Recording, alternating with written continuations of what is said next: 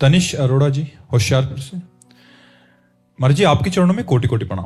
गुरुदेव, आपका सत्संग सुनकर पता चला कि संसारिक इच्छाओं का कोई अंत नहीं है, इसलिए मैं अपनी इच्छाओं को बढ़ाना नहीं चाहता। पर जब भी मैं किसी के पास कोई चीज देखता हूं जो मेरे पास नहीं है, तो मन में आता है कि ये भी मेरे पास होता तो अच्छा होता। महाराज जी, ऐसी भावना को खत्म करने के लिए मैं क्या करूं? महाराज, नाम जप करो।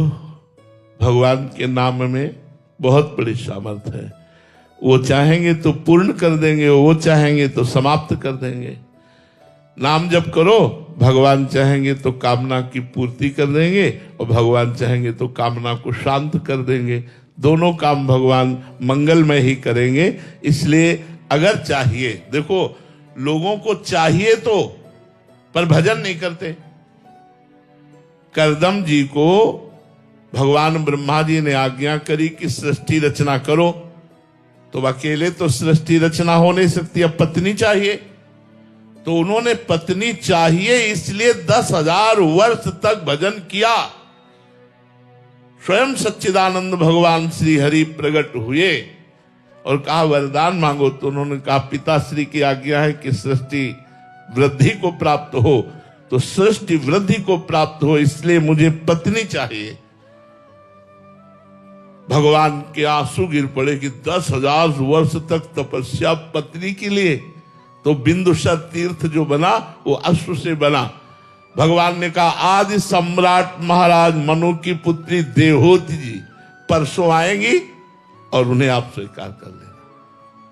करदम जी का ब्याह हुआ, स्वयं भगवान पुत्र रूप में प्रकट हुई, कपिल भगवान के रूप में, और सांख्य शास्त्र का उपदेश करके उनका और जगत का मंगल किया। हम जो चाहें भगवान से चाहें और नाम जप करें तो या तो हमारी चाह पूर्ति हो जाएगी, और यदि वो वस्तु अमंगल करने वाली है तो उस कामना की ही शांति हो जाएगी। इसलिए हम खूब नाम जप करें। कृष्ण प्रसाद गुप्ता जी, राधे राधे। महाराज जी, महाराज जी, माया पर विजय प्राप्त करना बहुत कठिन सा लग रहा है। एक क्षण लगता है कि मैं जीत पाऊंगा, पर जैसे ही प्रतिकूल परिस्थिति आने लगती है तो मैं टूट सा जाता हूं, घबराहट सी होने लगती है। गुरुदेव, ये तीनों गुणों से गुणातीत कैसे हुआ जाए, मायातीत कैसे हुआ? ये ओ मन आदत स्व मई बुद्धि निवेश है। मेरे में मन लगा दो, मेरे में बुद्धि लगा दो। भगवान कहते देवी हेषा गुणमयी मम माया दुरत्या मामे ये प्रपद्यन्ते माया में ताम तरन्ते। ये जो दैवी त्रिगुणमयी माया है, इससे पार होना दुरत्य है, स्वयं भगवान कह रहे हैं। अगर इससे पार होना चाहते हो तो मेरे चरणों की शरण में आ जाओ। भगवान की शरण में होकर गीता जी का स्वाध्याय करो, श्रीमद् भागवत का स्वाध्याय करो, संतों का सत्संग करो, खूब मंत्र नाम जप करो। जो दुख सुख आवे भगवान का कृपा प्रसाद अनुभव करते उसे सह लो, देखो निकल जाओगे।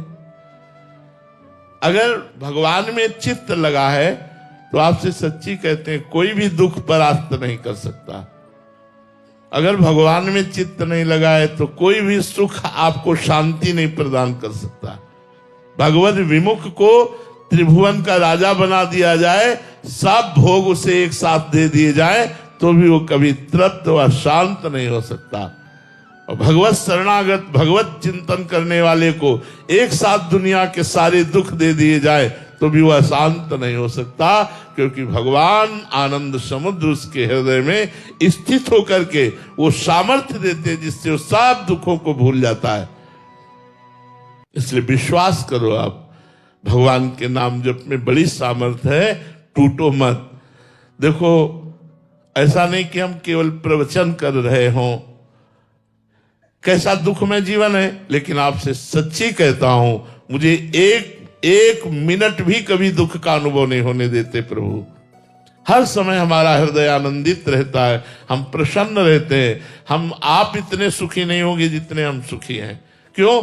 आपका कहीं ना कहीं संसार से राग है, हमारा प्रभु से संबंध है, तो ना मरने का डर है और ना इस रोग का दुख है, हर समय आनंद बना रहता है। इसलिए सबसे प्रार्थना करते हैं, यदि सुखी होना चाहते हो तो प्रभु के चरणों का आश्रय ले लो, नाम जप करो। 24 घंटे में 24 मिनट ही प्रभु को दे दो, तुम्हारा मंगल हो जाएगा। 24 मिनट नाम जप करने लगो, तुम्हारा मंगल हो जाएगा। आप शुरू तो करो।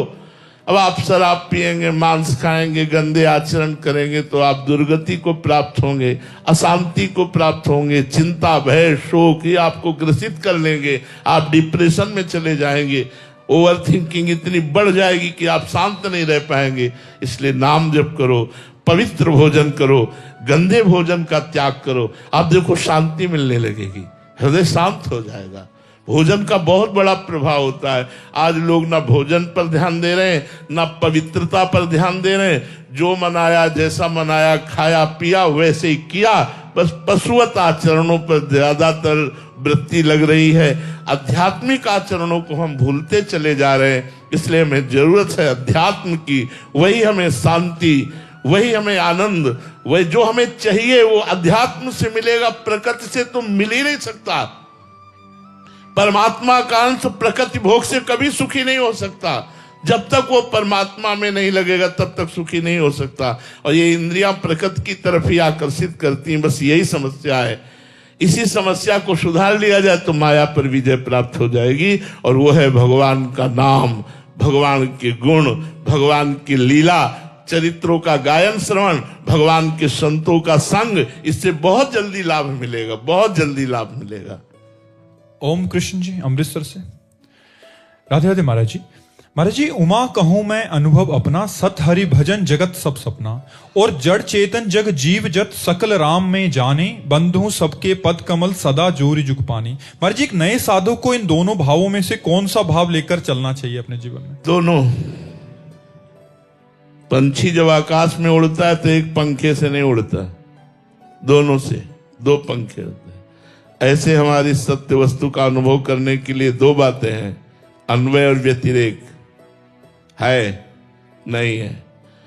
जहां असत मार्ग में हमारी बुद्धि जाए तो मिथ्या, और सत्य मार्ग में जाए तो सत्य। इसीलिए ब्रह्मसूत्र भी कहता है ब्रह्म सत्यम जगन मिथ्या। और जब अनुभव हुआ तो सर्वम खलमिदम ब्रह्म ने नानास्ति किंचन, सब ब्रह्म ही है, ब्रह्म के सिवा कुछ भी नहीं है। पर प्रारंभ में ब्रह्म सत्यम जगन मिथ्या।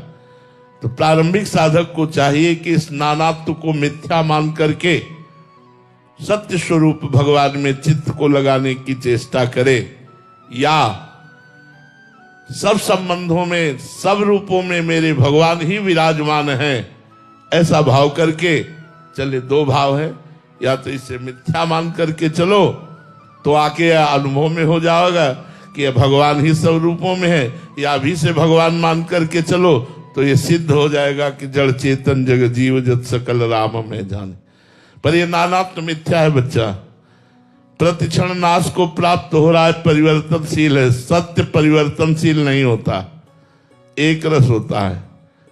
और ये एक रस नहीं है, विषम है, ये द्वंद्व है। सुख दुख, मान अपमान, लाभ हानि, जय पराजय, जन्म मृत्यु, ये द्वंद्वमय है। जो एक है वो द्वंद्वातीत है, वो कालातीत है, वो त्रिगुणातीत है, वो चिदानंदमय है। वही आपका स्वरूप है। अगर ज्ञान मार्ग में देखो और भक्ति मार्ग में देखो तो वही आत्म स्वरूप भगवान है। इसलिए दोनों बातें समझनी होंगी, तभी ये बात समझ में आएगी। जितेंद्र कुमार जी जिंद हरियाणा से। राधे राधे महाराज जी। महाराज जी, आप कहते हो कि अहंकार को मिटा दो तभी ईश्वर की प्राप्ति होगी।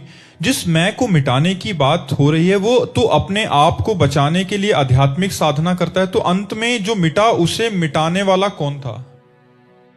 क्या कहना चाहते हो? किसका प्रश्न है?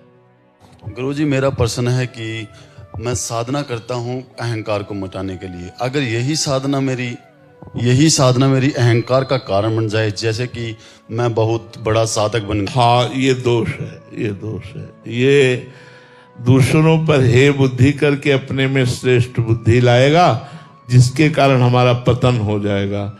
हमें दूसरों में भगवत बुद्धि और अपना सुधि ही ना रहे। तभी तो कहा कि भक्त देखता है कि भगवान के द्वारा, जैसे आपका भजन बन रहा है तो आप कहोगे गुरुदेव की बड़ी कृपा, संतों की बड़ी कृपा, भगवान की बड़ी कृपा कि मेरा भजन बन रहा है। अगर ये बात आता है कि ये लोग तो इतना भजन नहीं करते जितना मैं भजन करता हूं, तो दूसरे में हे बुद्धि, अपने में श्रेष्ठ बुद्धि, ये पतन का मार्ग है, ये उन्नति का मार्ग नहीं। अध्यात्म में वो भ्रष्ट हो जाएगा जो अपने को श्रेष्ठ मानता है। अध्यात्म तो तब होता है जब तृणादपि सुनी चेन तरोरी सहिष्णुना अमानिना मान देन कीर्तनिया सदाहरी। अपने को तृण से नीच समझता है, सबको श्रेष्ठ समझता है, सबको सम्मान देता है, स्वयं अमानी रहता है, वृक्ष के समान सहनशील होकर निरंतर नाम जप करता है, वो महात्मा बन जाता है। पैंट शर्ट में भी वो महात्मा होता है। तो बच्चा ये बात तो निंदनीय है, इसे त्यागना चाहिए। ये त्यागने से ही आध्यात्मिक ऊंचाई पर चढ़ा जा सकता है। समझ पाए आप जी? जी। प्रताप नारायण द्विवेदी जी, लखनऊ से। महाराज जी, सत्य क्या है? प्रभु, आत्मा, ब्रह्म, हरि, ये पर्यायवाची उसी के है।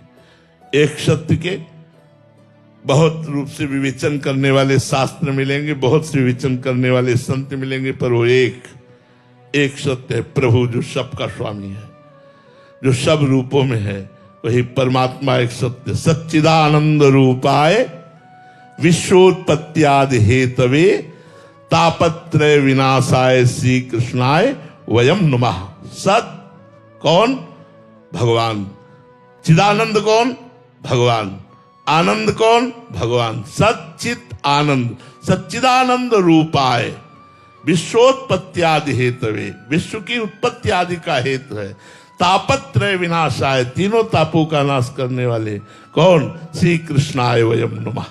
श्री कृष्ण प्रभु सत्य है, श्री राम प्रभु सत्य है, भगवान शंकर सत्य है। ये नाम उनके अलग अलग, सत्य एक है।